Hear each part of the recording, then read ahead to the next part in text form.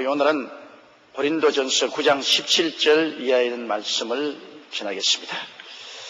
고린도전서 9장 17절입니다. 다 같이 읽겠습니다. 내가 내 임의로 이것을 행하면 상을 얻으려니와 임의로 아니한다 할지라도 나는 직분을 맡았노라. 바울이 복음을 전할지라도 자랑할 것이 없는 것은 내가 부득불할 임이라.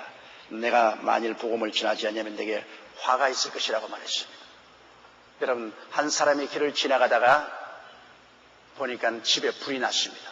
식구들은 다 방 안에서 자고 있는데 집에 불이 막 나 있습니다. 그럼 그 사람은 어떻게 하겠습니까?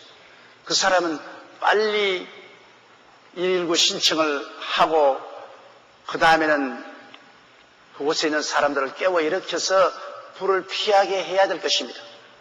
이건 뭐 우리 집도 아니고 뭐 우리 식구도 아니니까 뭐 내야 그냥 지나가면 될 것이라 이렇게 생각하면 그 사람은 화를 면치 못할 것입니다.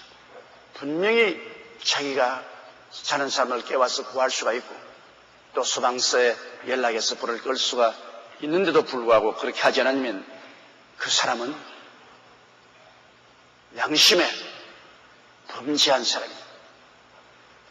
모든 사람에게 지탄을 받고 공동체 생활 속에 함께 살아갈 수 없는 사람이 될 것입니다. 여러분, 우리가 예수 그리스도의 복음을 알고 그리스도를 믿으면 구원받는 것을 압니다. 그런데 믿지 않은 사람은 영원한 지옥불에 탈 것을 분명히 알고 있습니다. 내가 구주가 대신 예수님을 확실히 믿고 알고 그분을 믿기만 하면 구원받을 줄 아는데 그것을 귀찮으니까 그 사람 지옥 가든 안 가든 내가 상관이 있겠냐 그렇게 해서 지나간다면 우리의 양심에 화가 미칠 것입니다. 분명히 구원의 길을 알면서도 우리가 전도하지 않는다는 것은 굉장한 우리 마음속에 부담을 갖다 주는 것입니다. 바울 선생은 말씀하기를 내가 다른 사람에게 월급도 안 받고 복음을 전한 것이 자랑 같고 자랑스러울 것 같이 생각하나 전혀 그렇지 못하던 것입니다. 왜냐하면 나는 사람들이 내게 봉급을 주든 안 주든 부득불 이 복음은 전해야 돼. 내가 봉급을 받아도 전해야 되고 안 받아도 전해야 되고 먹어도 전해야 되고 못 전해야 되는 것은 왜냐하면 내가 이 복음을 전하지 않으면 내게 화가 미칠 것이다. 영원한 생명들이 불타는 것을 보고 그 사람들이 구원받을 길을 알면서도 그 길을 지나지 않으면 내게 화가 미칠 것이라고 그는 말했습니다. 여러분, 우리가 예수 그리스도를 구주로 모시고 구원을 받으면 그리스도에게 우리가 빚진 자가 되는 것입니다. 내 영혼을 영원한 멸망에서 구원해 주신 예수 그리스도의 그 보배로운 피값에 우리는 빚을 지는 것입니다. 중국의 내지 선교사였던 하드슨 테일러는 한평생 중국 오지에 들어가서 참 문명이 들어가지 않은 열악한 지역에서 먹고 사는 생활도 말이 아니고 주거 생활도 말이 아닌 곳에서 평생 복음을 증거했습니다. 그래서 많은 선교사 지망생들에게 선망의 대상이 되고 존경을 받았습니다. 그런데 젊은 선교사들이 와서 하드슨 테일러에게 말을 했습니다. 테일러 목사님, 이 중국에 들어와서 평생을 이 열악한 가운데서 복음을 전가하는 것이니 테일러 목사님이 얼마나 중국 사람을 사랑했겠습니까? 그리고 이 열악한 환경 가운데 있는 사람들을 복음을 전해서 문명사회로 들어오게 하려고 얼마나 많은 노력을 했겠습니까? 정말 존경합니다. 그러니까 테일러 목사님이 씩 웃으면서 고개를 흔들면서 나는 중국 사람을 사랑해서 들어온 것도 아니고 그리고 이 열악한 환경에 있는 이들에게 문명을 전달하기 위해서 들어와서 일한 것도 아닙니다. 오직 내 속의 문제입니다. 내 속에 예수 그리스도의 사랑이 복음을 전하라고 강권하기 때문에 난 예수님 사랑에 묶여서 이곳에 와 있는 것이지 중국 사람이 특별히 좋아서 사랑해서 내 일생을 바친 것도 아니고 이 열악한 환경 가운데 사는 사람들에게 문명 세계를 전달하기 위해서 온 것도 아닙니다. 예수 사랑이 나를 강권하기 때문에 왔습니다. 사실 그 말 맞아요. 예수님의 사랑이 우리 마음속에 강권하고 내가 예수님을 사랑하고 예수님이 원하기 때문에 우리가 복음을 전하는 것이죠. 우리가 뭐 특별한 사람이 되어서 이웃을 내 몸같이 뜨겁게 사랑하는 그 사랑이 끓어오른 것은 아닌 것입니다. 뭐 솔직하게 말합시다. 여러분, 내 가족도 마음이 끓어오르게 사랑을 안 하는데 뭘 이웃 사람이 마음이 끓어오르도록 사랑을 하겠습니까? 사실은 말은 그렇게 하지만은 실제로는 이웃 사람을 그렇게 가슴에 끓어오르듯이 사랑해서 하는 것이 아니라 예수님에 대한 사랑과 예수님이 그 사람들을 사랑하는 그 사랑을 보고서 예수님을 기쁘게 하려고 우리가 열심히 전하는 것입니다. 예수님을 기쁘게 하기 위해서, 예수님을 즐겁게 하기 위해서, 그리고 예수님이 내게 큰 은혜를 주셨으니 예수님의 그 은혜에 보답하기 위해서, 예수님 때문에 하는 것이지 뭐 예수님 안 계시면 할 택이 있나요? 예수님 때문에 우리가 그렇게 하는 것입니다. 그러므로 내가 내 임의로 이것을 행하면 상을 얻으려니와 임의로 아니한다 할지라도 나는 직분을 바란노라.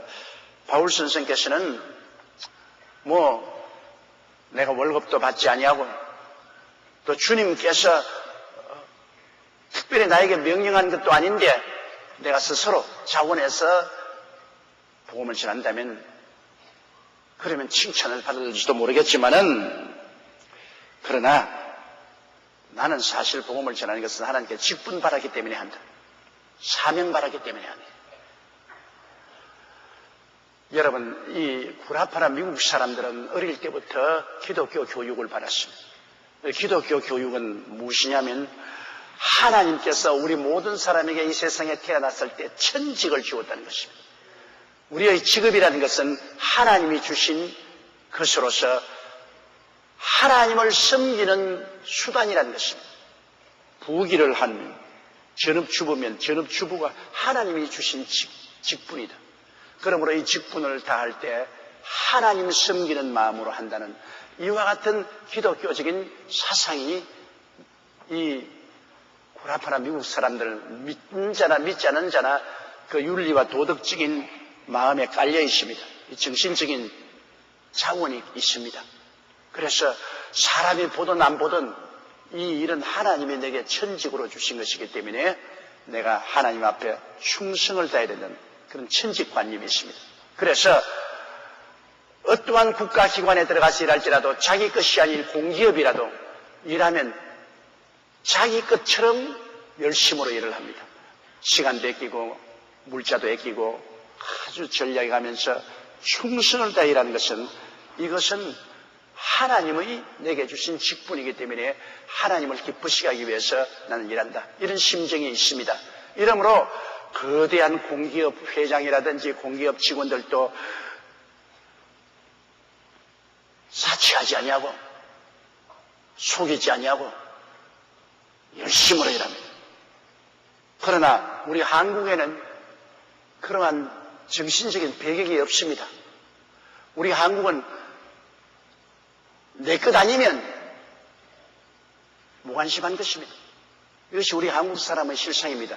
우리 한국 사람은 오나 내 소유주가 아니면 다른 사람 것은 망하든지 행하든지 상관없습니다. 내가 뭐 적당히 하고 먹을 거 있으면 먹고 뭐 게으르고 놀고 그러다가 지나면 그뿐이라고 생각하는 것입니다. 이러므로 한국의 공기업이 안 됩니다. 국가가 하는 공기업은 모두 다 적자투성입니다. 국민 세금을 막 때려 넣고 때려 넣어도 정상적으로 안 됩니다. 왜? 주인의식이 없습니다. 우리 한국은 주인이 딱 들고 앉아야 일을 하지 주인의식이 없는 다른 사람을 갖다 앉혀놓으면 그게 피눈물 나도록 일하지 않습니다. 왜? 직분을 하나님께로부터 받았다는 그러한 큰 사명의식이 없기 때문인 것입니다. 주인의식이 없어요. 이러므로 내 거 아니면 아무렇게나 씁니다. 내 거 아니면 무엇이 낭비하고 무관심하고 내던져버리는 것이 우리 한국 사람들의 심정입니다. 그래서 지금 정부에서는 철도나 가스나 발전 이 공기업, 정부가 가진 기업을 민영화해야 되겠다. 민간에게 팔아서 주인이 있는 기업으로 만들겠다. 왜냐하면 적자가 막 자꾸 나거든요. 철도도 그냥 적자가 막 자꾸 나고, 가스도 발전도 수조 원으로 적자가 늘어나면 이 적자는 모두 다 우리 세금으로 메꿔야 돼요. 그런데 그것은 정부기관이 되니까, 공기업이 되니까 주인의식이 없어요.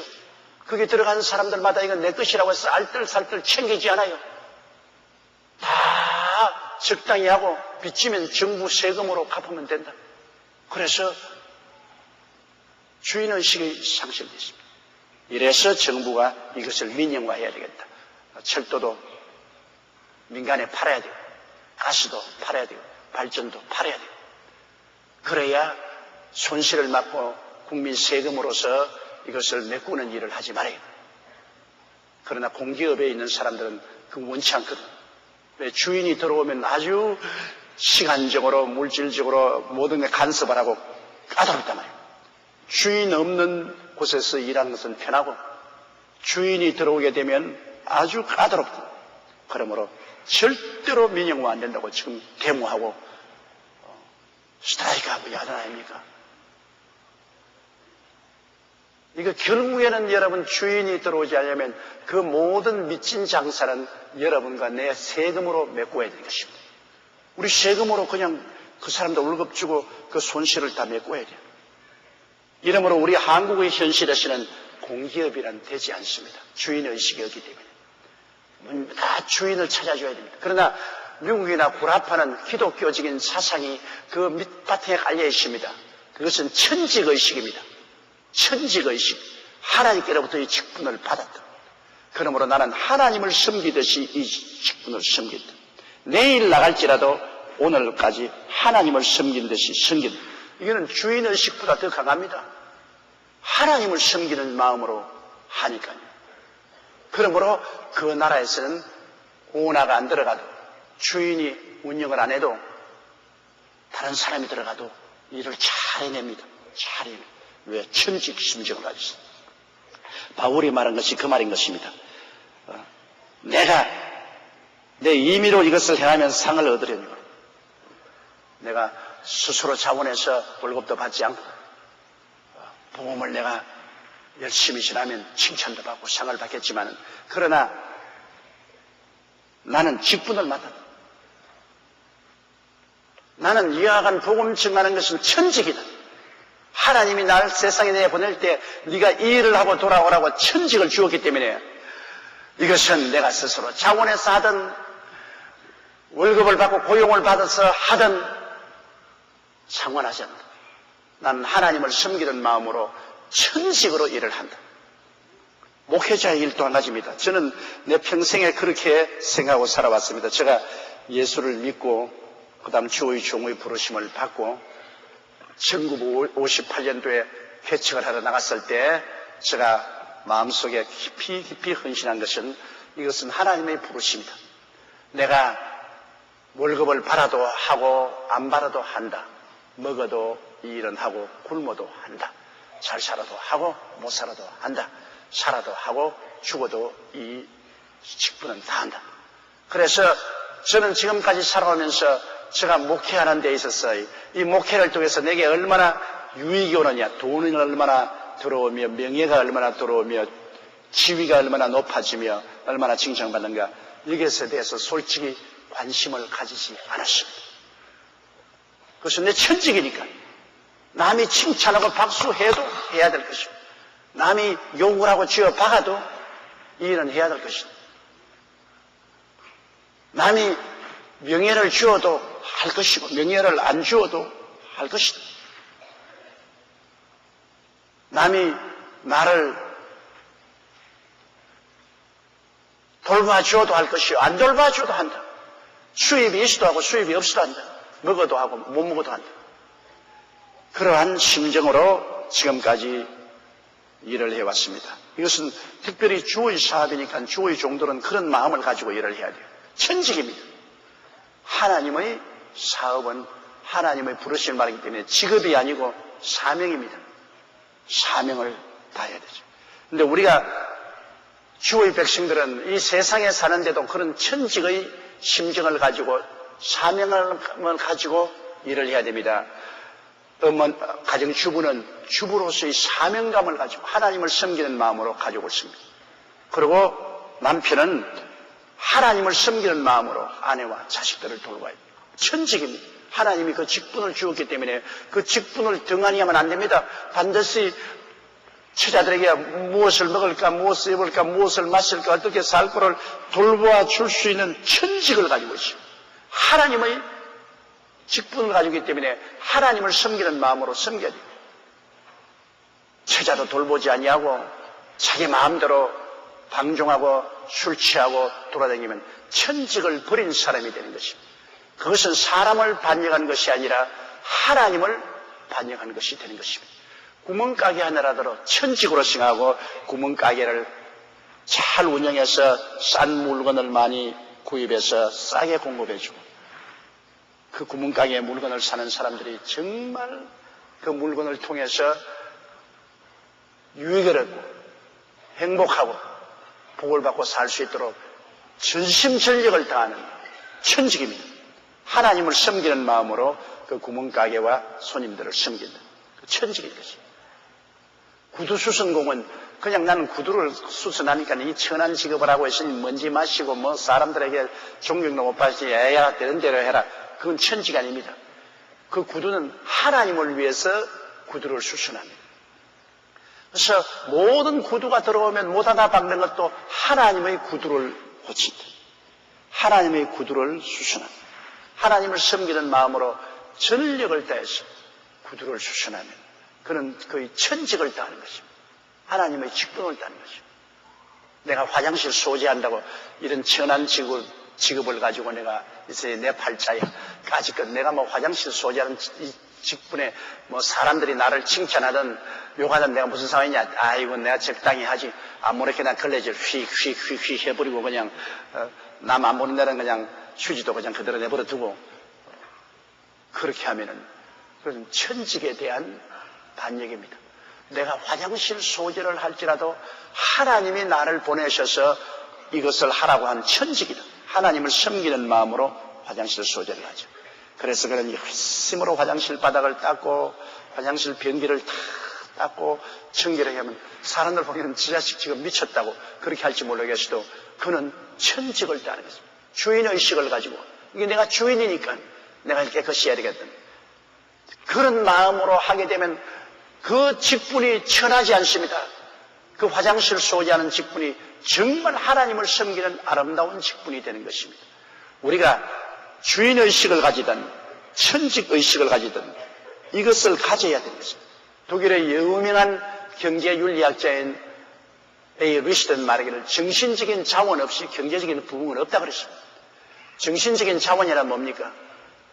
천직의식이나 주인의식인 정신적인 자원이 없이는 경제적인 부흥은 있을 수가 없다는 것입니다. 내가 주인도 아니고 천직도 아니고 에라 뗄 대로 적당히 남이야 죽든지 말든지 이렇게 살아가다가 뭐 무너지고 망하면 망하지 뭐. 그러면 그런 정신적인 배경을 가지고서 일을 하는데 무슨 일이 되겠습니까? 제가 한번 우리 교회 산하 기관에 어떤 분을 임명을 해서 일을 시켜놨는데 다른 사람이 내게 와서 고자질을 하더라고요. 뭐라고 하냐면 목사님 저분 목사님 앞에서는 굉장히 굽신거리고 해도 굉장히 위험합니다. 그래요. 왜 그러냐. 나하고 같이 이야기를 하는데 그가 커피를 마시면서 허허 웃으는 말이 까짓것 너 교회 소속에서 목사님이 날 임명해 주었지만 흥하든 망하든 내가 알 게 뭐냐. 망하면 교회 교인들 헌금으로 다 메꾸어 줄 것이고 그래서 나는 이 자리에서 적당하게 있다가 언제인지 다른 데로 가면 그뿐이지 뭐 이걸 뭐 내가 뭐 내 사업이라고 해서 내가 피눈물을 흘리고 할 게 뭐냐. 그렇게 말을 했다는 것입니다. 그 말을 듣고 또 얼른 내게 와서 그걸 고자질 해주는 거예요. 내가 그 말을 들을 때 내 간담이 서늘했습니다. 왜냐? 우리 성도들이 피와 눈물과 땀으로 기도하고 헌금해 준 돈을 가지고서 하나님 나라 사업을 하는데 흥하든 망하든 내가 상관할 게 뭐냐. 나는 맡은 그 기간 동안에 적당히 일하다가 가면 그뿐이다. 그래서 내가 고약하게 생각하고 기회를 봐서 목을 날려버렸습니다. 왜냐? 그런 사람에게 일을 맡겨서 여러분 어떻게 그 일이 되겠습니까? 그러니까 그 일이 안 되고 자꾸 적자가 나죠. 이게 나의 천직으로 생각해서 나의 직분은 하나님이 내게 주신 직분입니다. 나는 하나님을 섬기는 마음으로 기도하고 전력을 기울여 사업을 합니다. 그 말을 했더라면 내가 감동했겠지요. 또 그렇게까지 못할지라도 나는 주인의식을 가지고 일을 합니다. 이게 하나님의 사업이요. 이게 내가 이곳에 임명된 이상 이 자리에 있을 동안에 내가 주인 아닙니까? 내가 주인이니까 내가 주인의식을 가지고 나는 나가서 물 하나라도 줍고 못 하나도 받고 걸레질이라도 하고 주인의식을 가지고서 나는 합니다. 그렇게 하면은 그 말을 내가 들었다면 감동을 해서 그 사람을 더 높여주실 것입니다. 이런 정신적인 자원이 있어야 되는 것입니다. 제가 늘 감동하고 생각하는 것은 저 미국의 워싱턴 DC 교회에 있는 조그마한 서비스 공장인데 그곳에 자동차 서비스를 하는 것입니다. 그 이태리 사람이 사장인데 한국 사람이 그곳에 직장에 들어갔어요. 한국 사람은 영어도 알지 못하고 그 자동차 서비스 공장에 들어가서 그냥 평범한 노동자로 들어갔는데 이분이 들어가서 보니까 화장실에 그냥 이렇게 두껍게 때가 깔려있고 막 변기가 막 아주 묵은 그 변으로 아주 늘어붙어 있고 더럽거든. 그날 자기 직분을 마치고 난 다음 그 화장실 때를 다 벗겼어요. 다 벗기고 그 다음에 그 변기를 손으로 다 소지했어요. 그날부터 시작해서 매일같이 화장실 소재를 다 하고 변기를 다 하기 때문에 화장실이 사무실보다 더 반질반질하고 좋아졌어요. 그 화장실에다가 조그마한 꽃도 갖다 놓고 그림도 갖다 붙이고. 그러니까 그 서비스 공장에 나오는 여러 다국적 사람들이 보고서 손가락이 있으면서 한국에서 영어도 모르고 한 놈이 이사를 와가 여기 직장에 들어왔어요. 그래, 지가 뭐 사장에게 잘 빌라고 화장실 바닥을 닦고 변기를 소지하고 저렇게 했냐. 저런다고 해서 자기가 월급이 올라가냐. 비난했습니다. 열심히 하는 것을 보고 왜 비난했습니다. 근데 하루는 주인이 부르더니만 주인이 호통을 쳤습니다. 너는 여기 와서 너 일할 시간만 일하고 월급 받으면 되겠지. 언제 너희 화장실 바닥 다 청소하고 화장실 변기까지 다 닦고 그렇게 하라고 하느냐. 너 나중에 그래가지고서 나에게 가외 일도만 했다고 돈 더 달라고 할 것 아니야. 그래서 이분이 한 말이 있습니다. 나는 내일 이 회사에서 나갈지라도 그날까지는 내가 여기에서 몸담아서 월급을 타먹고 사는 것이기 때문에 내 회사요, 내 집입니다. 이게 내 집이면 사장님 집이면은 이렇게 바닥에 때가 깔리고 변기에 더러운 냄새가 나도록 내버려 놓겠습니까? 안 하겠죠.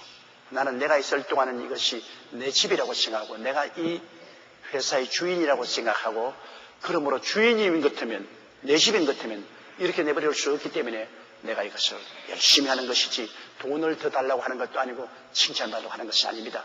그러므로 내일 나가더라도 오늘까지는 내가 주인의식을 가지고 일을 합니다. 그랬는데 몇 년이 지나고 난 다음 그 이태리 사장이 나이 늙어서 그 회사에 은퇴할 때 이 한국 사람을 불렀습니다. 내가 가만히 보니까 내가 은퇴하고 나가더라도 이 회사를 잘 운영한 사람은 자네 같은 사람이다. 그러므로 내가 그냥 이 회사를 자네에게 넘겨줄 테니까 돈 벌어가지고서 나중에 이 회사 빚을 내게 빚진 것을 갚아라. 그냥 공짜로 가져가라. 그래서 그 신문에 크게 났습니다. 그 좋은 서비스 공장을 돈 한 푼도 안 내고 공짜로 그대로 인수받아가지고서 돈 벌어서 천천히 나중에 그 공장 빚을 갚아내는 것입니다. 이것은 그 주인의식을 가지고 그렇게 열심히 일한 그것에 그 사장이 감동을 입었던 것입니다. 오늘날도 그러므로 바울 선생이 말한 것처럼 나는 직분을 맡아있다. 나는 이 복음을 전도할 직분을 맡았다. 하나님의 직분을 맡았으므로 사람들이 칭찬하든 사람들이 욕을 하든 상관하지 않는 하나님 섬기는 마음으로 왔습니다. 여러분, 셀 미니시들이 있는 직분입니다. 내가 스님 셀 리더가 되든 셀 리더가 되든 이것은 내 직분입니다. 자원에서 셀 리더가 되겠다고 했으면 더 칭찬스럽고 좋은 일이지요. 그러나 자원에서 안 하고 주의 임명을 받았을지라도 셀 리더가 된 것은 하나님의 어떤 직분입니다.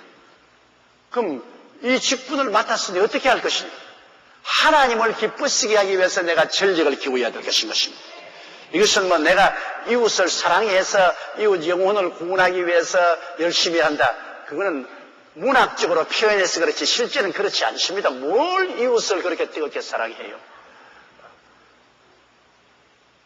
하나님께서 나를 사랑하시고 나를 위해서 아들 예수님을 주셔서 십자가에 죽었다가 부활하시게 하시는 그 큰 사랑을 내가 느끼고 빚을 지고 있기 때문에 하나님이 이웃에게 전도하고 이웃 사람을 돌봐주고 하므로 이웃을 사랑해서 하는 것이 아니라 하나님을 사랑하기 때문에 그 일을 하는 겁니다. 우리 옛말에 아내를 사랑하면 처갓집 말뚝 보고 전한다 그러는데 말뚝 보고 왜 저래요? 왜 저래? 말뚝이 고와서 저래요? 말뚝이 고와서 저라는 사람은 한 놈도 없어요.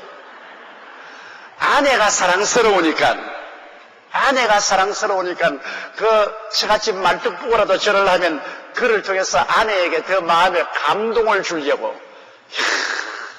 내 남편이 얼마나 나를 사랑하기에 우리 집 소 말뚝을 보고서 다 절을 하느냐. 감동을 주기 위해서 하는 것이지 말뚝이 뭐 좋다고 절을 해요. 아내가 좋아서. 우리가 죽도록 충성하는 것, 셀리더로 충성하는 것 예수님이 좋아서 그렇게 하는 것이지 전도 자꾸 해도 교회도 안 나왔다 가라고 비실거리고 입을 삐죽거리고 말도 잠독한데 뭘 그 사람이 그렇게 사랑스러워요. 5번이고 10번이고 자꾸 신방하는 것 그렇게 하면 예수님이 좋아하니까 그렇게 하는 것이죠. 그 사람을 사랑해서 하는 것은 아닙니다. 그건 하드슨 테일러가 맞습니다. 중국 내지 선교로 들어가서 그 괴로운 곳에 그곳에 뭐 좋습니까? 전등불도 없고 수도 상수도도 없고 위생적인 생활도 없는 그 내지에 들어가서 사는 것이 뭘 그 중국 사람을 그렇게 사랑해서 희생하는 것입니까? 아닙니다. 그렇게 복음을 전가하는 것을 예수님이 원하시기 때문에 예수님이 좋아서 그렇게 하는 것이죠. 기도하면 주님께서 기뻐하시고 주님께서 은혜를 주시니 예수님이 좋아하시는 것이죠. 예수님이 좋은 걸 어떻게 합니까? 예수님이 좋아서 하는 것이죠. 정말 그래요. 저도 그래요. 제가 45년간 목회하는데 지금까지 와서 더 예수님이 옛날보다 좋다고요. 옛날보다 예수님이 점점 더 좋아지니까 예수님이 좋다면 무엇인지 하죠. 예수님이 기쁘시게 하기 위해서 하는 것이지 사람을 기쁘게 하기 위해서 하는 것은 아니거든요. 직분을 맡은 것입니다. 이걸 여러분 아시고 우리가 맡은 하늘나라의 거룩한 직분이라든지 우리가 가정이나 세상에 맡은 직분도 우리 예수 믿는 사람은 다 하나님이 주신 천직으로 알고 주인의식을 가지고 하나님을 섬기는 마음으로 우리는 모든 일을 해야 될 것인 것입니다. 그렇게 하면 우리의 칭찬이 하나님께로부터 옵니다. 사람께로부터 오는 칭찬이 아니라 하나님께로부터 칭찬이 오는 것입니다. 그러한 사람에게는 하나님이 복을 주시는 것입니다. 그러면 그 다음 18절요. 그런즉 내 상이 무엇이냐? 내가 복음을 전할 때 값없이 전하고 복음으로 인하여 내게 있는 군을 다 쓰지 않은 이것이로다. 자, 내가 예수 그리스도의 복음을 전하고 난 다음에 자랑할 것이 있고 상을 받을 일이 있다면은 내가 예수 그리스도의 사역자로서 분명히 복음을 전하고 그 다음엔 월급도 받고 칭찬도 받아야 할 것인데 그것도 다 복음을 위해서 사양하고 복음을 전할 때 값없이 전하고 복음으로 인하여 내게 있는 고난을 쓰지 아니하시니 이것이 칭찬받을 일이라는 것입니다. 너 다 마땅히 누릴 수 있는 것을 누리지 않았으니 너 참 훌륭하구나. 칭찬받을 것은 그것이 칭찬받을 일이고 그 이외에는 칭찬받을 일이 없다는 것입니다. 내가 다른 사람처럼 다 복음 전하고 월급도 받고 편리를 누리면서 복음을 전했었으면 내가 마땅히 할 일을 했지 않느냐. 대가를 받고서 내가 서비스했으니까 할 일을 했으니까 칭찬받을 것 없지 않냐. 그것인 것입니다. 그 다음 19절요. 내가 모든 사람에게 자유하였으나 스스로 모든 사람에게 종이 된 것은 더 많은 사람을 얻고자 합니다. 바울 선생은 모든 사람에게 자유합니다. 그건 뭐냐? 남에게 빚진 것 없습니다. 빚을 져서 끌려가는 것도 아니고 또 바울 선생은 어느 누구에게 취직을 해서 월급을 받음으로써 그 월급에 묶인 것도 아니고 또 종으로 말려가서 주인에게 묶인 것도 아닙니다. 바울은 아무에게도 종이 될 사람이 아니요 자유로운 사람입니다. 빚진 것도 없고 취직해서 남의 수하에 있는 것도 아니고 남의 종으로 팔린 것도 아닌 자유인입니다. 그럼에도 불구하고 바울 선생께서는 모든 사람에게 종이 된 모든 사람에게 종처럼 섬긴다. 온갖 수고를 다하면서 돌봐주고 종처럼 섬긴다. 그건 왜냐? 그 사람들을 주께로 인도하기 위한 것입니다. 옛날에 우리 셀리드 한 사람이 계시는데 토요일 날마다 아파트에서 엘리베이터에 하루 종일 엘리베이터에서 지내요. 그 엘리베이터에서 올라갔다 내려갔다 하면서 어린애기를 데리고 올라오는 젊은 부인이 있으면 집까지 어린애기를 안아다 주고 나는 이 아무 몇 층에 사는 누구입니다. 인사하고 우리 친해집시다. 그리고 또 시장 바구니 같은 거 묵은 거 들고 오면 그거 다 들어서 집까지 갖다 주고. 그렇게 고용된 사람도 아니고 월급 받은 사람도 아닌데도 불구하고 스스로를 종노릇합니다. 거기 있는 사람에게 오랫동안 전도도 안 하고 셀리들은 말도 하지 않고 그냥 아파트에 엘리베이터에서 올라가면서 서로 얼굴을 익히고 그리고 짐도 날라다 주고 어린애도 돌봐주고 모든 것을 봉사합니다. 그 사람들 생각에 야 저분 참 친절한 사람이다. 저 사람 모르는 사람이 어떻게 저렇게 하냐. 그래서 어느 정도 세월이 지나고 난 다음에 그 사람들하고 친해지니까 그 사람들 집집마다 지나라 그래서 나는 여의도 순복음교회에 나가는 셀리드입니다. 오늘 우리 집에서 예배가 있는데 참석하시겠어요? 오세요. 여기에 예배도 드리고 차도 마시고 우리 이야기도 하고. 아니 전에 친해라니까 거부를 할 수가 없습니다. 그래서 한 사람 두 사람이 셀미 등에 참석을 해가지고서 나중에 내가 가보니까 아파도 온 층층마다 구역을 다 만들어 놨어요. 그럼 자기가 월급을 받는 것도 아니고 고용된 것도 아닌데 스스로 종이 되어서 토요일날 하루 종일 그렇게 섬기는 일을 했었습니다. 바울 선생이 말하기를 내가 자유인이지만은 복음을 전하기 위해서 종이 되었다. 하와이 군도에 가보면 몰라카이섬이라고 했는데 몰라카이섬은 옛날에 미국의 문둥병 환자 수용소였습니다. 그 문둥병 환자들이 지금 몰라카이섬에서 막 그 몸 섬 전체가 문둥병이고 그에게는 막 가는 사람이라 서로 막 술 먹고 도박하고 치고 때리고 죽이고 막 난장판이었습니다. 완전히 지옥 같았습니다. 그런데 거기에 데미안이라는 33살 먹는 신부 한 사람이 자원해서 복음을 전하러 들어갔는데 데미안이 들어가서 아무리 복음을 전거해도 문둥병 환자들은 무관심합니다. 당신같이 건강한 몸으로 잘 먹고 잘 입으면서 와가지고서 우리에게 전도하는데 우리하고 무슨 상관이 있냐? 당신은 우리하고 상관이 없다. 그러므로 쓸데없는 하지 마 나가라. 아무리 전도해도 문둥병 환자들이 자기들의 친구로 여겨주지 않습니다. 그래서 데미안 신부가 하나님 기도해서 하나님 나를 한센시 병에 걸리게 해주십시오. 문둥병을 학문적으로 말하면 한센시 병이라고 말합니다. 한센시 병에 걸리게 해주시옵소서. 간절히 기도했습니다.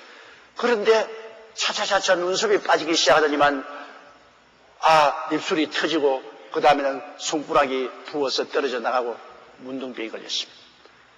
이래서 그 데미안 신부는 그 문둥병 환자들이 나서 문둥병 형제 여러분, 내 손가락을 보십시오. 내 손가락이 문드러져 나가고 내 입술이 이게 썩어져 나갑니다. 나는 여러분과 똑같은 문둥병 환자입니다. 그러니까 그 문둥병 환자들이 전부 데미안 신부에게 귀를 기울입니다. 나는 비록 몸은 이리 썩어 들어가지만은 내 마음에는 예수 그리스도가 있어서 마음의 의와 평강과 희락이 있고 미래의 영원한 천국의 소망이 있습니다. 비록 이 땅에서 몸은 썩어가도 영혼은 구원을 받아 영원한 천국에 들어갈 수 있으니 나의 형제여, 문둥이 형제들이여, 예수를 믿고 구원을 받지. 모든 사람들이 감동을 해서 그 데미안 신부의 복음을 듣고 몰로카이 섬이 문둥병의 지옥에서 천국으로 변화되고 말한 것입니다. 완전히 변화되고 새로운 세계가 이루어집니다. 그러면 이 데미안 신부는 자유로운 사람입니다. 그가 문둥병이 될 필요가 없어요. 그 강제로 문둥병 환자가 된 것도 아니고 돈 받고 된 것도 아닙니다. 자유로운 사람이지만 그 문둥병 들린 사람들을 구원하기 위해서 스스로 문둥병의 종이 된 것입니다. 자원에서 종이 된 것입니다. 이것을 볼 때 여러분 참으로 놀랐지 않습니까? 우리 스스로가 아무 메인대가 없는데도 불구하고 내가 그리스도의 사랑과 복음을 증거하기 위해서 메인바 되는 것. 이것이 바로 바울 선생이 말한 것입니다. 내가 모든 사람에게 자유하였으나 스스로 모든 사람에게 종이 된 것은 더 많은 사람을 얻고자 함이라. 전도하기 위해서 스스로 메이는 것을 말하는 것입니다. 전도하기 위해서 스스로 자유를 상실한 것입니다. 20절에 보면 유대인들에게는 내가 유대인과 같이 된 것은 유대인들을 얻고자 하며 율법 아래에 있는 자에게는 내가 율법 아래에 있지 아니하나 율법 아래에 있는 자같이 된 것은 같이 읽어야지. 왜 내 혼자 읽냐? 우리 같이 읽으십시다. 유대인들에게는 내가 유대인과 같이 된 것은 유대인들을 얻고자 하니 율법 아래에 있는 자들에게는 내가 율법 아래에 있지 아니하나 율법 아래에 있는 자같이 된 것은 율법 아래에 있는 자들을 얻고자 함이라. 여러분, 이 세상에 살아가면서 사람들은 이 문화가 다 다르죠. 이 문화가 다른데 내가 한국 사람인데 한국에서 김치 먹고 된장 먹고 그리고 한국 사람식으로 산 사람이 일본에 선교사를 가서 일본의 복음을 전가하려면 일본 문화를 받아들여야 됩니다. 그것은 일본 사람을 구원하기 위해서는 일본 사람에게 적대 감정을 내지 말아야 돼요.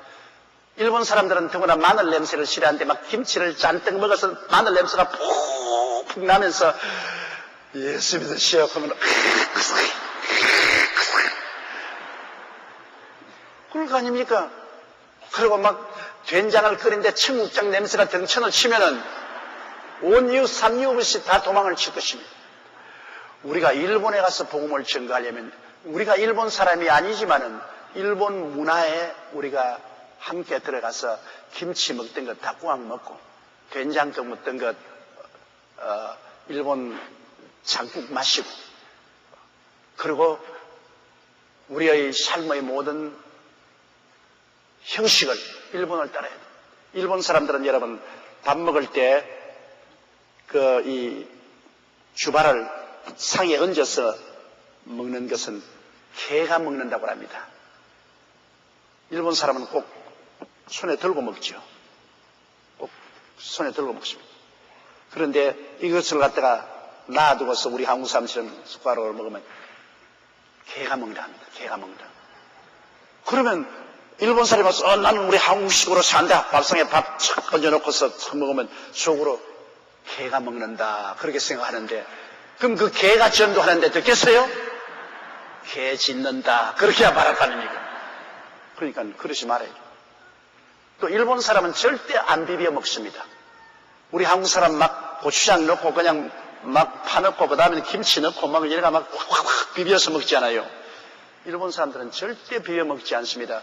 비벼 먹는 것 보면 아주 미개하다고 생각하는 것입니다. 그러면 일본에 가면은 비벼 먹고 싶거들랑 혼자 숨어서 비벼 먹고 사람들 앞에서는 비벼 먹지 말아야 돼요. 내가 한번 일본 목사들과 함께 모였는데 내가 막 비비었다고. 막 전부터 모르고 막 비비니까 일본 목사님이 밥 먹다 말고 전부 나를 다 보더라고요. 그런데 내가 왜 봐? 그러니까 아유 목사님 우리 일본에서는 그렇게 먹는 법이 없는데요. 그거 뒤에 그래 먹어요. 법이 무슨 법이 있어? 일본은 너희들 전쟁 안 했지. 우리는 내내 전쟁 안 하니까 바빠서 밥 따로 반찬 따로 먹을 여가가 있냐? 방금 적군이 쳐들어오는데 그러니까 밥에다가 그냥 막 김치도 얹고 반찬도 얹어가 막 섞어가지고서 뛰어가면서 먹다가 보니까 이제 습관이 들었다니까. 말을 들어보니 그 말이 맞네요. 그러나 그건 내가 변명이지 사실은 그렇지 않거든요. 그러므로 일본에 가면은 비벼 먹지 말고 밥상에 얹어서 먹지 말고 반드시 손에 들고 먹고 그 다음에는 김치 냄새, 마늘 냄새 나지 말고 청국장 끓이지 말고 그렇게 해도 내가 그럴 필요 없는데 내 식으로 살면 뭐 살죠. 그러나 문화가 있어요. 그러면 일본에 들어가서 복음을 전하려면 일본 사람 한 사람도 더 구원하기 위해서는 일본 문화에 적응해서 들어가야 그들에게 혐오감을 느끼지 않고 살아갈 수 있습니다. 북한 김정일처럼 우리 식으로 산다 그냥 주체 사상으로 주책을 떨면서 우리 식으로 산다. 그럼 우리 식으로 살아라. 우리 식으로 살다가 국제 거지가 돼가지고서 늘 돈 달라. 늘 돈 달라, 뭐 옥수수 달라, 밀가루 달라, 쌀 달라. 국제 거지가 됐어요. 내 식으로 살면서 국제 거지가 되는 그런 모렴치하고 창피한 일을 해서는 안 되겠죠. 이러므로 바울 선생이 말하는 유대인들에게는 내가 유대인같이 되었다. 유대인들에게 복음을 전하기 위해서는 유대인의 문화를 무시할 수가 없습니다. 그럼 유대인의 문화를 따라서 우리가 살아야죠. 그리스도의 복음의 정면으로 위배되지 않은 이상은 유대인들이 하는 일에 대해서 이식주 생활이나 모든 습관에 유대인처럼 그 문화를 받아들여야 되는 것입니다. 유대인처럼 해서 복음을 전하면 유대인들이 호감을 받지 않습니다. 여러분 미국 선교사가 한국에 와서 복음을 전가할 때 제일 처음에 오신 분들은 전부 갓쓰고 그리고 한국 핫바지 저고리 입고 두루마기 입고 그리고 말 타고 저 시골로 다니면서 복음을 전했습니다. 그래서 우리 한국에 그리스도의 복음이 받아들인 거예요. 서양 사람식으로 전도했으면 안 되죠. 완전히 한국 사람처럼 되어서 한국 옷을 입고 한국 이식주 생활을 하면서 하니까 사람들이 거부 반응이 없지 않습니까? 그러니까 받아들였죠. 게일리 선교사의 이야기를 들으면 시골에 가서 어느 양반집에 가서 인사를 하고 예수를 전도하려고 이제 성명을 풍성하는데 그 사람이 나는 전주이십니다. 당신은 어디에 계십니까? 미국에서는 게일리니까 한국 이름으로 성을 게시를 했거든. 그래서 나는 본이 없습니다. 쌍놈입니다. 아주 양반집 사람이 눈이 깜짝 놀랐습니다. 아니 본이 없는 계시가 있어요. 우리 서양에는 본이 없습니다. 그냥 계십니다. 그래서 통성명을 하고 또 복음을 줍니다. 그러면 서로 친밀감이 있어요. 내가 옛날에 우리 한국에 들어온 하나님의 성령의 선교사님들하고 복음을 전하는데 시골로 같이 다니면서 내가 통역도 하고 했는데요.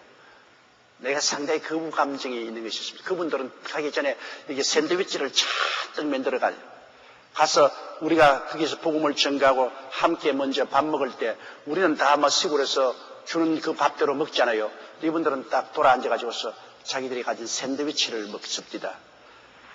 이해는 하지요. 서양 사람이니까 샌드위치를 먹는 것이고 우리는 한국 사람이 한국밥 먹는다 하지만 그때부터 시작해서 이 동료감이 없어져요. 저 사람들은 어디까지나 미국 사람이고 우리는 어디까지나 한국 사람이다.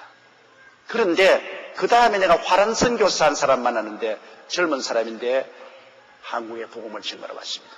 왔는데 이 사람은 완전히 한국 사람으로 살아요. 그냥 한국 집에 뒹굴고 그냥 된장에 고추장에 그냥 한국 보리밥에 다 먹고 그냥 한국식으로 살아요. 굉장히 친밀감이 마음이 생겨. 한 형제 같아요. 그래서 그분이 그냥 엉터리 한국말로 복음을 전하는데도 귀를 기울여 사람들이 즐겁게 듣는 것을 보았습니다. 이러므로 문화가 같아야 동료의식이 생기고 문화가 다르면 거부 반응이 생기는 것입니다. 바울 선생은 유대인들에게 가서는 유대인의 문화를 받아들여서 그대로 하는 것은 유대인들을 몇 사람 얻고 싶어하는 것입니다. 또 율법을 엄하게 지키는 사람은 바울 선생은 예수 그리스도를 믿음으로 구원받지 율법을 지킴으로 구원을 받지는 않습니다. 그럼에도 불구하고 율법을 엄하게 지키는 사람에게는 나는 율법 같은 거 안 지킵니다. 그러면은 당장 거부 반응을 일으켜줍니다.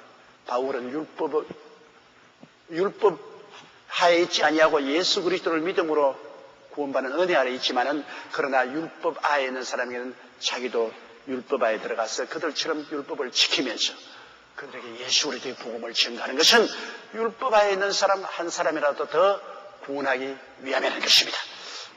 바울 선생은 율법 하에 있지 않지요. 예수 그리스도의 은혜 하에 있죠. 은혜 하에 있으면서도 율법 아래에 있는 사람에게는 자기도 들어가서 같이 율법을 지키면서 그들에게 예수 그리스도의 복음을 전가하는 일을 했다는 것입니다.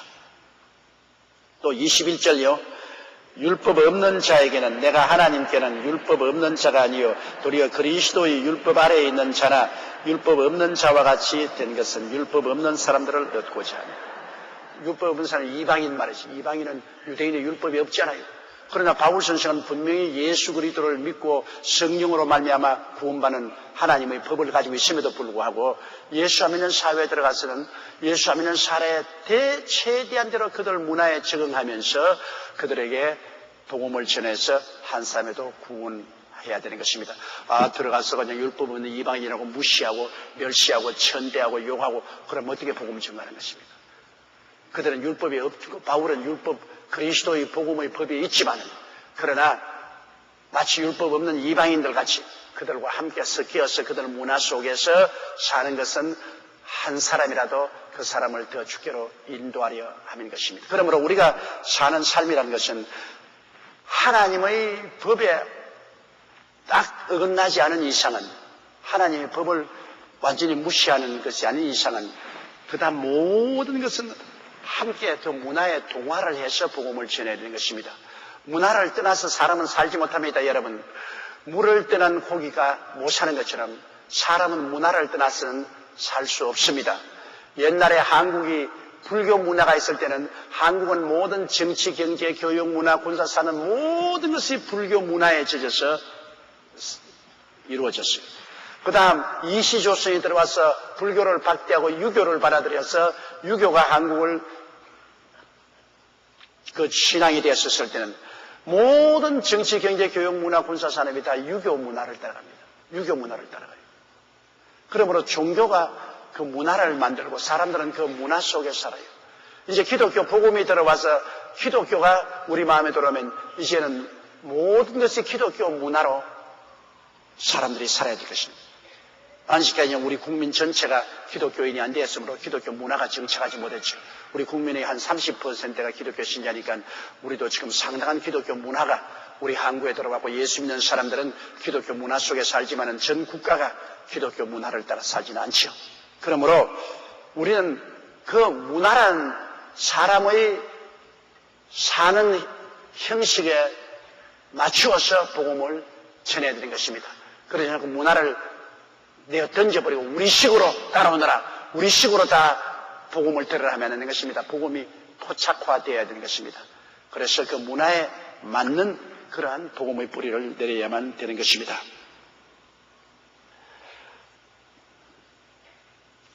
21절이요.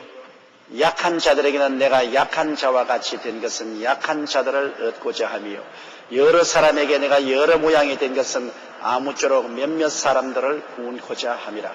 약한 자, 전에도 말하겠지만은 마음이 믿음이 약한 자는 고기도 먹으면 안 되고 포도주도 마시면 안 된다. 바울 선생은 마음대로 고기 먹는 것이 무슨 죄냐, 포도주를 좀 마시는 것이 무슨 죄냐 갖다가 떠지만은 그러나 자기가 고기 먹고 포도주 마심으로 고기도 먹으면 안 된다, 포도주를 마시면 안 된다는 사람에게 걸림돌이 되거든요. 그러므로 그 약한 자를 구원하기 위해서 자기도 고기도 먹지 않냐고, 포도주 마시지 않냐고, 그 약한 자와 함께 되어서 그들에게 복음을 전하기 위한 것입니다. 나는 강한데 뭐 너는 약한 거 무식한 것 뭐 너희들 상관없냐, 난 내 할 대로 한다. 그러면은 약한 자들이 시험에 빠지고 복음을 들을 수가 없지 않습니까? 약한 자에게 들어가서 자기는 강한 자임에도 불구하고 약한 자와 함께 이렇게 도와주는 것입니다. 저 라면만 끓여 먹는 사람에게 나는 벤또밥을 맛있게 사왔다고 해서 같이 일하면서 자기는 벤또밥만 먹으면 라면 먹는 사람들이 시험에 들지 않겠어. 벤또밥을 사왔을지라도 벤또밥 시켜놓고 라면 먹는 사람과 같이 라면을 먹으면 동료의식이 생기잖아요. 내가 좋은 옷을 잘 입고 살 수 있는데 내 주변에 같이 있는 사람들이 좋은 옷을 입지 못하고 헐무리한 옷을 입고 있으면 내 그 헐무리한 옷을 입은 사람들을 도와주기 위해서 내 좋은 옷을 벗어버리고 나도 헐무리한 옷으로 갈아입고 동료의식을 가지고서 그들에게 복음을 전합니다. 그러므로 가난한 사람에게는 나는 가난하지 않지만은 가난한 삶을 함께 살아서 가난한 사람을 주께로 인도하려고 하고, 옷을 못 입은 사람은 나는 잘 입었지만은 못 입은 사람을 구원하기 위해서 나도 못 입은 옷으로 가져가고, 음식을 잘 못 먹는 사람에게는 나는 음식을 잘 먹지만은 그러나 못 먹는 사람을 주께로 인도하기 위해서 내 잘 먹는 음식을 제껴놓고 못 먹는 음식을 같이 먹고, 주거 환경이 열악한 사람에게 나는 주거의 환경을 좋은 집에서 살 수 있는데 저 사람들에 들어가서 내가 복음을 전하였냐. 그럼 그 사람들 열등의식을 느끼기 때문에 내가 전하는 복음 안 듣잖아요. 나도 그들에게 들어가서 그들과 함께 열악한 환경 가운데 같이 산다. 약한 자와 함께해서 그들이 열등의식이나 좌절감을 느끼지 않도록 마음 편하게 받아들일 수 있도록 그렇게 해서 들어가서 복음을 전한다. 그 바울 선생은 정말로 훌륭한 분입니다. 그는 모든 사람에게 모든 것이 된 것은 한 사람이라도 더 주께로 인도하기 위해 유대인에게는 유대인처럼, 율법 있는 자에게는 율법 있는 자처럼, 없는 자에게는 없는 자처럼, 약한 자는 약한 자처럼 그들과 같이 섞여서 모나지 않게, 그들에게 열등의식이나 좌절감을 주지 않게 함께 동료의식을 느끼도록 해서 그들에게 저항 없이 복음을 전가하도록 하려고 바울 선생은 애를 쓴 것입니다. 23절요. 내가 복음을 위하여 모든 것을 행함은 복음에 참여하고자 합니다. 예수 복음 때문에 그렇게 하는 것입니다. 예수 그리스도의 복음이 없으면 내가 그 모든 것에 그들과 함께 참여할 필요 없어요. 내 처지대로 살지요. 그러나 내가 그리스도의 복음을 믿고 예수 그리스도의 복음을 전하려는 직분을 가졌기 때문에, 그러므로 가난한 자에게서는 같이 가난해지고 약한 자에게서는 같이 약한해지고, 옷을 못 입은 사람에게는 같이 옷을 못 입은 사람이 되고, 굶주린 사람에게는 같이 굶주린 사람이 되고, 이래서 그들과 함께 복음에 참여하도록 권면하고 가르치기 위한 것입니다. 그렇기 때문에 그리스도의 복음을 전도하는 사람은 자기 마땅히 누릴 수 있는 권리를 다 누리고는 할 수 없습니다. 자기 권리를 포기해야죠. 내가 우리 선교사 한 사람이 내게 쓴 편지를 보고 막 가슴이 뭉클했습니다. 아프리카에 가서 복음을 전가하는데 거기에 선교사 자녀들만 보내는 학교가 있어요. 돈이 비싸지만. 그러나 그 학교에 보낼 수 있는데도 불구하고 아프리카 사람들과 동료가 되기 위해서 아프리카 사람들이 보내는 학교에 애들을 보내는. 그러니까 학교 교육이 아주 열악하죠. 그리고 어린아이들을 좋은 유치원에, 외국 사람이 경영하는 유치원에 보내는데도 불구하고 유치원에 안 보내고 아프리카 애들하고 같이 놀게 했는데, 하루는 복음을 전도하다가 갔다 오니까 아프리카 애들하고 앉아가지고서 자기 똥을 주워 먹고 있더랍니다. 다른 애들이 다 그렇게 하니까 똥을 그냥 주워서 먹으니까 자기 아들도 그 아프리카 애들과 함께 똥을 주워 먹고 이게 입술에 이게 똥이 단물이. 그래 자기가 그 어린애를 끌어안고 통곡을 하고 울었다. 너 애비 잘못 만나가지고서 한국에 내가 있었더라면 네가 한국에서 좋은 유치원에 다니고 좋게 살았는데 애비 잘못 만나가지고서 이 아프리카에 와서 그 열악한 환경 가운데서 아프리카 애들하고 같이 살고 애들이 똥 주워 먹으니까 같이 똥 주워 먹고 말이야. 완전 이렇게 돼. 그래서 자기가 선교 생활을 하면서 자기가 당하는 고생은 무엇인지 다 할 수 있겠는데 자식이 애비 때문에 그 열악한 환경 가운데 처해서 사는 것을 보일 때 가슴이 찢어진 것 같다. 그런 편지를 내게 써온 것을 읽었습니다. 그리고 나도 참 굉장히 고통스러웠습니다. 사명은 아버지가 받았지 자식들이 받은 것은 아니지 않습니까? 그냥 아버지 때문에 고생하는 거예요. 또 나는 목사 사모들을 종종 보면 상당히 불쌍히 여기는 것이 많습니다. 목사 사모들 참 힘들어요. 왜냐하면 옷을 조금 잘 입으면 잘 입었다고 흉보지요. 옷을 못 입으면 목사 사모가 뭐 옷을 저렇게 입었냐고 욕하지요. 화장을 진하게 하면 목사 사모가 무슨 화장을 진하게 하냐고 하지요. 화장을 안 하면 목사 사모가 자기 몸 치장도 할 줄 모른다고 욕을 하지요. 이건 정말 목사 사모는 시집살이 합니다. 이래도 욕을 얻어먹고 저래도 욕을 얻어먹고 그래가지고서 많은 중소교회 목사 사모들이 내게 눈물 어린 호소를 합니다. 그런데 왜 내가 불쌍히 여기냐? 그 목사 사모들은 주의 종으로서 소명을 받아서 된 사람도 가끔 있지만은 그렇지 않고 목사에게 시집왔기 때문에 그 어려움을 당하는 것입니다. 그 사람은 소명받은 건 아니에요. 그냥 한 남편의 평범한 아내로서 그냥 시집왔지 목자로서의 소명은 없는데 시집 잘못 와가지고서 그냥 남편에게 휩싸여 가지고서 함께 고생을 당하는 것입니다.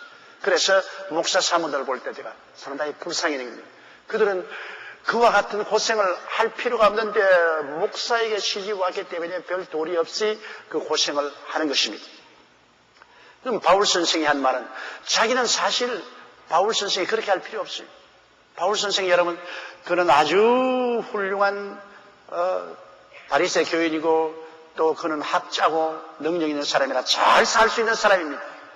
왜 결혼도 하지 않고 가정도 가지지 않고 늘 감옥살이하고 떠돌아다니며 그리고 또 천막 짚는 어려운 일을 해가면서 고생을 하고 살았냐?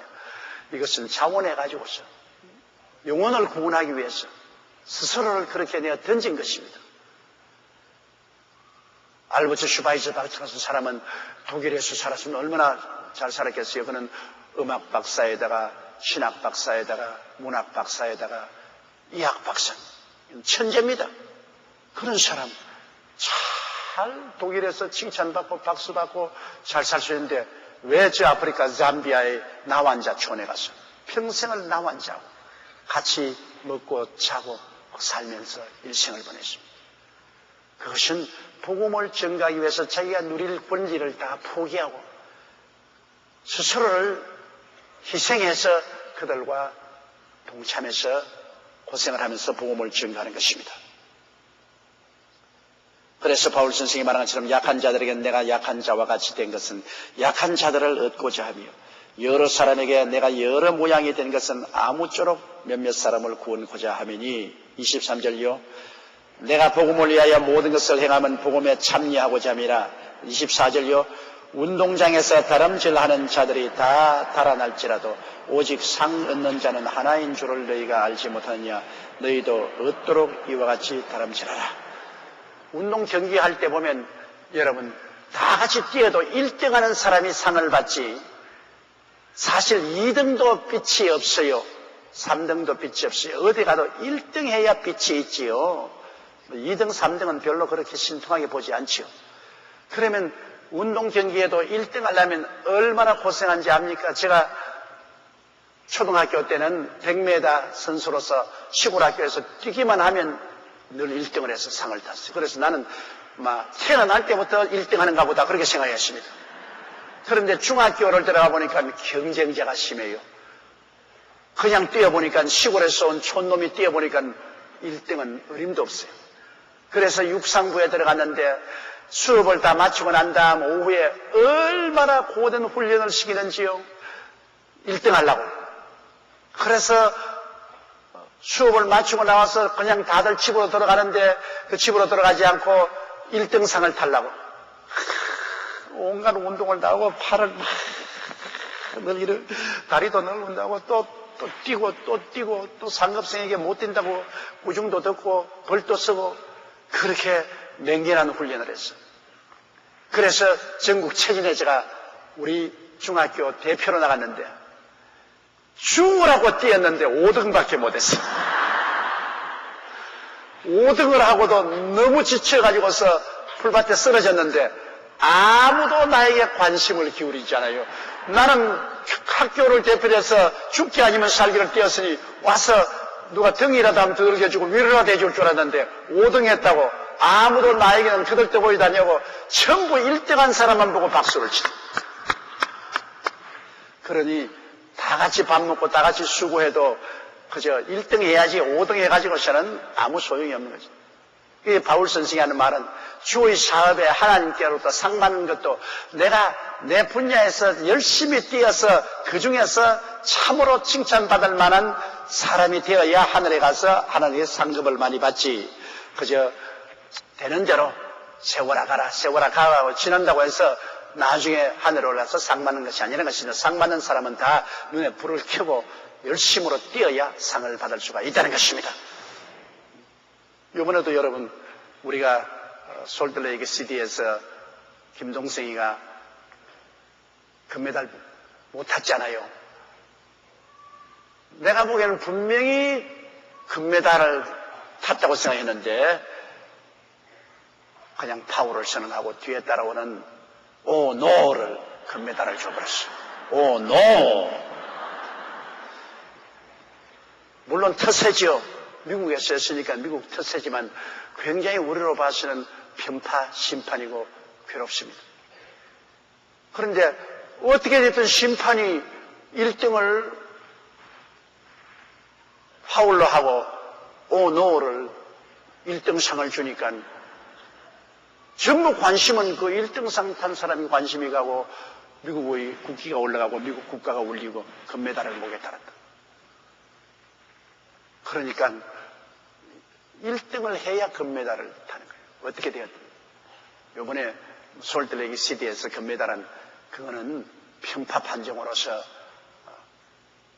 너무나 속상한 일이지만 세상에는 뭐 또 그럴 수도 있죠. 왜냐하면特세라는 것이 있어요. 옛날에 88 올림픽 대회 할 때 한국의 권투는 한국이 뭘 쓸어버렸어요. 그 왜냐 심판들이 모두 다 한국 사람이 분명히 내가 보기에도 졌는데도 불구하고 한국 사람 손을 착 그 특세로 말미암아 그 한국 사람 손 안 들어갔다고 오스트라리아 심판한 사람 때려 죽인다고 해서 이 사람이 그냥 김포공항으로 에스코보드 받아서 도망을 친 거 지금도 내 기억납니다. 그래서 특세는 있어요. 있으니까 가슴이 아프지만 어찌한 도리가 없지요. 그것 때문에 막 반미 감정이 생겨가지고서 막 미국 놈 죽여라고 막 하고 뭐 야단법석을 하는데 여러분 사람의 감정과 외교는 분리시켜야 되는 것입니다.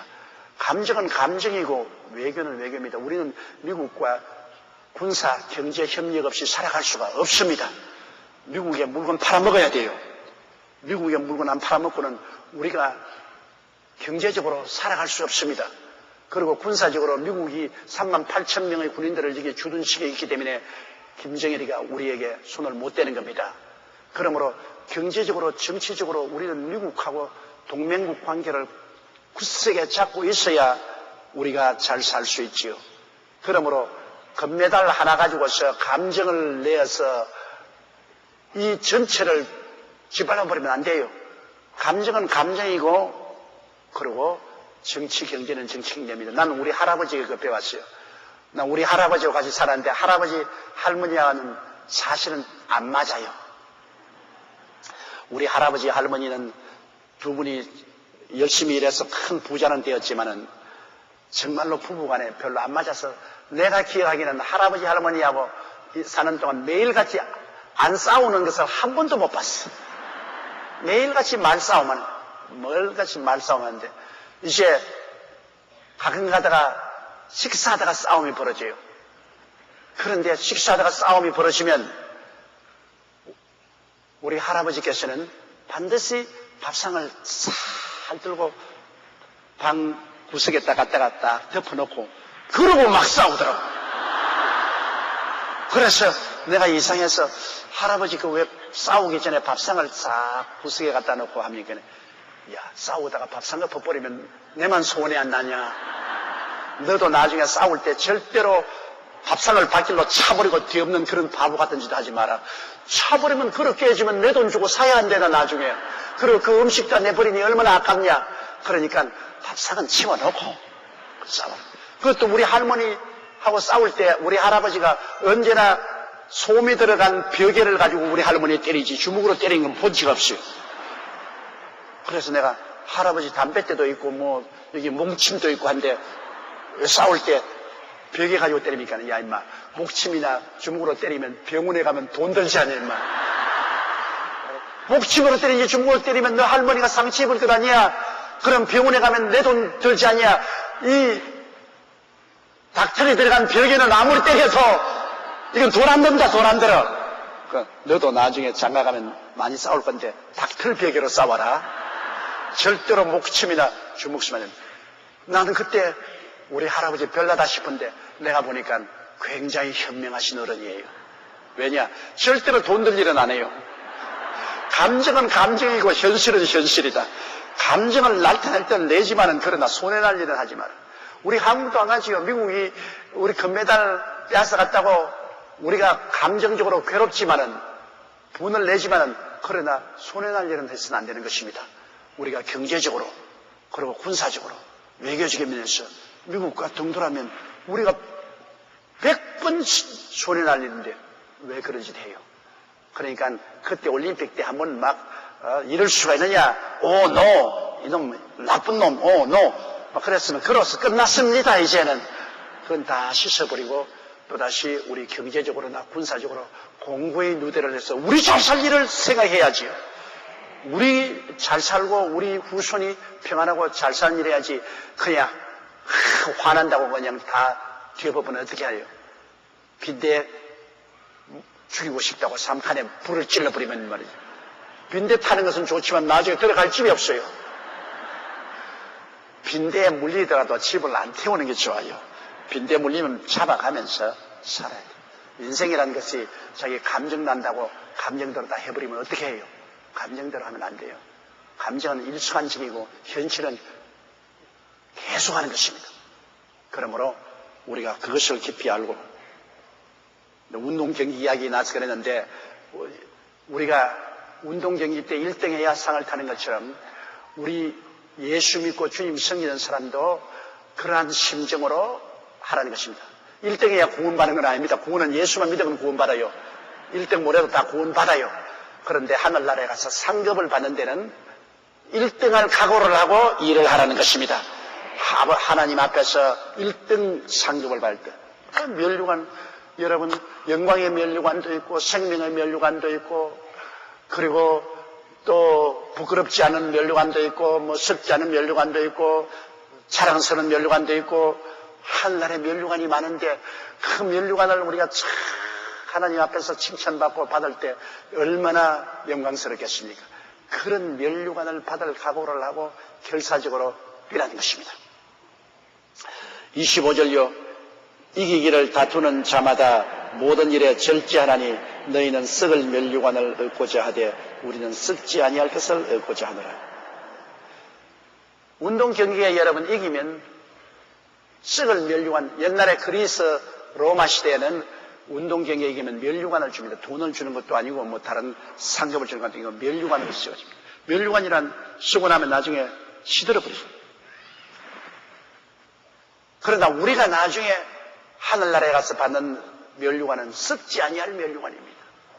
영원히 빛나는 면류관입니다. 해와 같이 빛나고 달과 같이 빛나고 별과 같이 빛나고 별과 별의 다른 같이 빛나는 면류관을 우리가 받아서 서게 되는 것입니다. 그러므로 이 세상의 모든 상이라는 것은 면류관 같아서 세월에 흘려가면 다 썩어버린 것입니다. 세상의 칭찬과 상을 받아도 세월에 흘려가서 죽음이 있다고 하면 다 없어지지 않아요. 우리가 추구하는 면류관은 영원한 상급인 것입니다. 썩지 않고 더럽지 않고 추하지 않은 영원한 면류관인 것입니다. 26절요. 그러므로 내가 다름질하기를 향망 없는 것 같이 아니하고 싸우기를 허공을 치는 것 같이 아니하니라. 여러분 100m 경주할 때도 100m 목표가 있어서 그 목표를 향해서 뛰지 않아요. 목표를 보고 뛰어야 되는 것입니다. 목표 없이 뛰면 안 돼요. 제가 초등학교 입학할 때는 학교에 시험을 치는데 일본말로 시험을 쳤습니다. 그래서 일본 선생이 나와서 초등학교도 이렇게 구두 시험을 쳐서 들어갔어요. 그래 구두 시험을 치고 난 다음에 이제 운동장에 나가서 일본 사람이 선생님이 저기 있는 조그마한 운동장 저기에 조그마한 동산이 있었는데 그 동산을 둘러서 뛰어오느라 그렇게 일본말로 말했는데 내가 무슨 말인지 알아들어야 말을 하지. 가보니까 뛰라는 말만 내가 알아들었어요. 하시리 나사이 그게 하시리 나사이 뛰라는 거다. 내 생각은 집까지 죽도록 뛰어가라 이 말인가 보다. 그래서 내 두 사람을 딱 부르더니만 요똥 그러더라고요. 그래 나는 막 있는 힘을 다해서 집으로 가야 학교 되는 줄 알고 막 집으로 향해서 학교 문을 나가서 막 있는 힘을 내서 뛰어갑니다. 그래 우리 아버님이 뒤에서 용기야 그래도 더 잘 뛰라 하는 줄 알고 또 더 죽을 힘을 내가지고 막 그래 막 숨이 턱에 닳도록 집이 가깝긴 하니까 근 20, 30리 되는 집에 뛰어와서 마루에 앉아서 그러다 보니까 참 후에 아버님이 왔어. 야 이 바보 천치야 동산을 돌아와라 그런데 니는 말이야 왜 집까지 뛰어왔냐. 내가 뒤에서 그렇게 불러도 대답도 안 하고 뛰어오니까 집에 빨리 가야 학교 입학되는 줄 알고 있으면 집에 빨리 뛰어왔냐. 그게 목표 없이 뛰어가지고서 내가 학교 떨어질 뻔당했다고요. 그러나 내가 이런 말을 모르고 또 아버님이 말을 잘 하셔서 내가 합격은 되기는 됐는데 잘못 목표를 향해서 뛰었다가 큰일 난다 했어. 뛰는 것도 여러분 목표가 있어야 뛰어야지 향방도 없이 뛰면 안 되지요. 우리가 주의 사업하는 것도 예수님의 영광을 위해서 구제하면 효과가 있고 예수 그리스도 영광을 위해서 금식하는 건 효과가 있는데 그리스도 영광 없이 내 영광을 나타내기 위해서 구제도 하고 내 건강하기 위해서 단식도 하고 그렇게 하면 그 무슨 효과가 있습니까? 그 아무 효과 없어요. 목표가 있어야 돼요. 내가 세상 대신 정주영 회장을 전도하려고 하루 모시고 식사하면서 예수 그리스도를 꼭 믿으라고 그러고 또 예수 그리스도를 믿고 금식을 하면은 하나님 성령이 오셔서 그 몸의 병도 다 고쳐주시고 참 좋게 해준다 그러니까 그분은 자꾸 하는 말이면 내가 한 달 동안 단식을 했는데 한 달 동안 단식을 하고 나니까 그렇게 몸이 값이나고 좋더라. 그래서 내 늙은 피가 다 젊은 피로 변화되어서 나는 이제 100살까지 살 것이다. 그래서 내가 그렇게 예수 없이 단식하는 건 소용이 없고 예수 이름으로 단식을 해야 하나님의 성령이 오셔서 변화시켜 주시지 예수 그리스도 없이 단식하는 것은 별로 효과가 없다고. 아무리 그래도 그렇지 않다. 내가 단식을 해서 나는 완전히 이제 내 조직이 다 새로워졌으므로 나는 100살까지 갔다 갔으므로 지금 예수 안 믿어도 괜찮다고. 그래가 그날 예수 전도 올라가다가 실패하고 마는 경험이 있습니다. 단식하는 것도 목표가 있어야 돼요. 아무 목표 없이 단식해서 뭐합니까? 그러므로 우리가 구제하는 것도 주를 위해서 구제하고 단식하는 것도 주를 위해서 단식하고 희생하는 것도 주를 위해서 희생해야 그것이 가치가 있지요. 내 자신의 명예를 위해서 내가 구제도 하고 내 국회의원 나오기 위해서 내가 헌신 봉사도 하고 내 건강하기 위해서 단식도 하고 그런 것은 아무런 효과가 하늘나라에는 없는 것입니다. 목표를 가지고 뛰어야 돼요. 주의 영광을 위해서 뛰어야 됩니다. 우리의 삶 전체가 하나님의 나라와 하나님의 의를 구하기 위해서 우리가 열심히 뛰어야 되는 것입니다. 그러면 효과가 있어요. 그러나 그 목표 없이 뛰는 것은 동산 돌아오라 그러나 집까지 뛰어가 버리는 것과 같이 효과가 없는 것입니다. 그리고 내가 싸우기를 허공을 치는 것 같지 않으면 헬라 로마 시대는 복싱을 하면 가죽을 끼고 혹은 가죽 안에다가 못을 박기도 하고 쇠를 넣기도 해서 치면은 상대방이 죽을 때까지 때려요. 요사이 복싱은 그렇지 않지 않습니까? 요사이 복싱은 9라운드 하든지 12라운드 하든지 그렇게 해서 나중에 결정을 내렸는데요. 연단은 그렇지 않고 죽을 때까지, 상대가 죽을 때까지 때렸어요. 그래서 복싱 연습하는 사람들이 그냥 나가기 전에 허공을 보고서 막 복싱 연습을 많이 했어요. 바울 선생이 그러고 나는 복싱을 할 때 허공을 치는 것 같이 하지 않는다. 나는 마귀와 정면으로 부딪혀 싸운다. 정면으로. 그러니까 헛된 일을 하지 않는다. 다름질 하더라도 목표가 있어 그 나라와 그 일을 구하기 위해서 다름질하고 내가 싸우더라도 마귀를 상대해서 내가 싸우지 괜히 쓸데없이 허공을 향해서 주먹질하는 이런 짓 하지 않는 것입니다. 목표를 가지고 그러므로 내가 다름질하기를 향방 없는 같이 아니하고 싸우기를 허공을 치는 것 같이 아니하여 27절요. 내가 내 몸을 쳐 복종케 하면 내가 남에게 전파한 후에 자기 도리어 버림이 될까 두려워하노라. 우리가 구원받는 것은 하나님이 만세전에 우리를 예정하사 하나님의 자녀가 되도록 해서 불렀기 때문에 구원을 받은 것입니다. 아무나 다 구원받는 건 아니죠.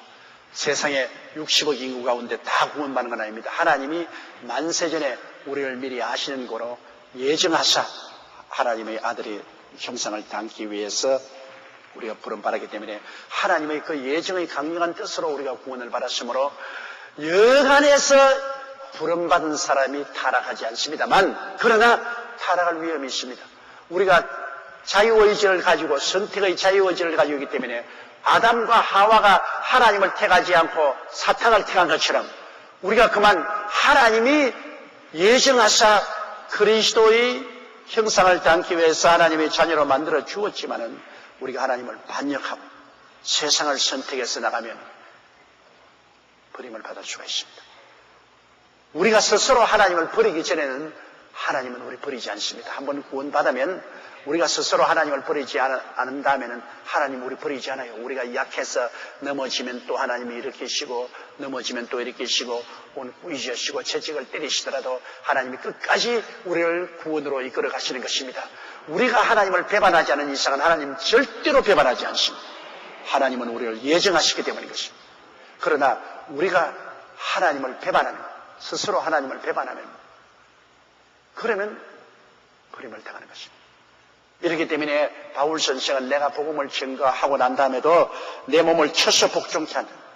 내 육신의 정욕과 안목의 정욕과 이상 자랑을 자꾸 쳐서 나로 하여금 주님 중심으로 복종하게 하는 것은 왜냐하면 탐욕 때문에 그건 마귀에 걸려가지고서 하나님을 배반하고 세상으로 나갈까 두렵기 때문인 것입니다.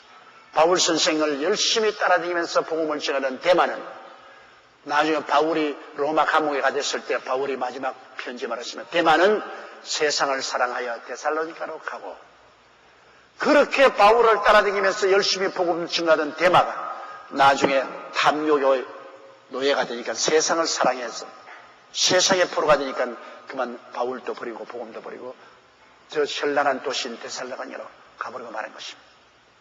그러므로 탐욕이 들어오면은 하나님을 버릴 수 있어요. 가룟 유다가 왜 그리스도를 버렸습니까? 그는 정치적인 욕망을 가지고 있습니다. 예수님이 유대나라를 독립시켜서 천년왕국을 가져올 것을 기대하고 정치적인 탐욕을 가지고 예수님을 따라다녔으나 예수님이 유대나라를 로마에서 독립시켜 천년왕국의 왕이 되지 않고 십자가에 죽을 것이라고 생각하니까 자기 마음의 탐욕이 이루어지지 않은 것을 알고 분노를 느껴서 예수님을 종을 파는 값으로 팔아버리고 마는 것입니다. 자기 탐욕 때문에 결국 예수님을 배반하고 자살하고 지옥으로 떨어지고 마는 것입니다. 탐욕. 이것이 들어오면 예수님을 배반하게 되는 것입니다. 하나님을 떠나게 되는 것입니다. 욕심이 잉태한 즉 죄를 낳고 죄가 장수한 즉 사망을 낳는다고 하지 않습니까? 그러므로 바울 선생께서는 계속해서 자기의 몸을 친다. 탐욕을 저버리고 자기 스스로의 싸움을 계속해서 자기의 몸을 복종시킨다. 하나님을 믿지 않으려는 육체의 탐욕을 쳐서 복종시킨다.